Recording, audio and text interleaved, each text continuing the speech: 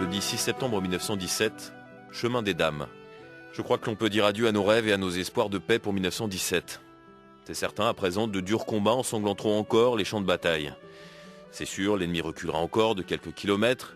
Comme nous, il s'épuisera, à la différence qu'il ne pourra, lui, colmater les brèches. Mais cette année ne suffira pas à le réduire complètement.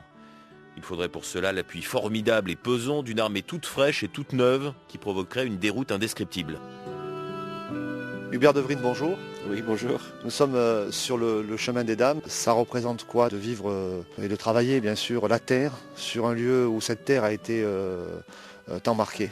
Écoutez, plus le temps passe et plus je suis ému, je dirais, par les sacrifices qui ont été faits. Parce que dès que nous ramassons, et c'est vraiment quelque chose de quotidien, des morceaux de ferraille, des obus, des grenades, même si nous en ramassons en moins grand nombre qu'il y a quelques années, eh bien je me dis que il y a des gens qui ont reçu ces bouts de ferraille, qui ont vu ces obus tomber à proximité d'eux, qui pour beaucoup sont morts, d'autres ont été terriblement blessés. Même si ma famille est arrivée après-guerre, justement parce que la population avait déserté les lieux, c'est quelque chose qui est effectivement très impressionnant tous les jours.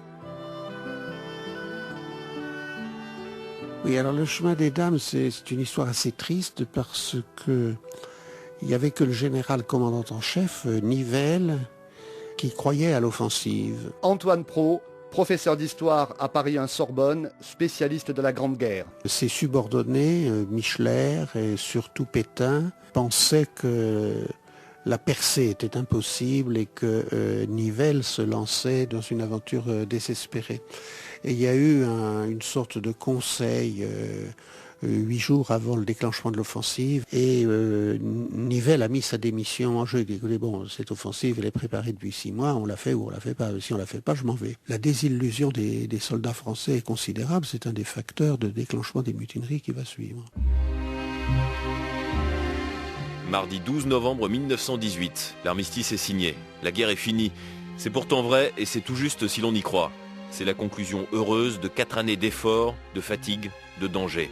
C'est le couronnement d'une mission sacrée. C'est le souci du lendemain qui apparaît tout d'un coup. Le labeur à reprendre, le foyer à faire revivre. C'est l'avenir à assurer, puisque demain, c'est la vie civile qui recommence.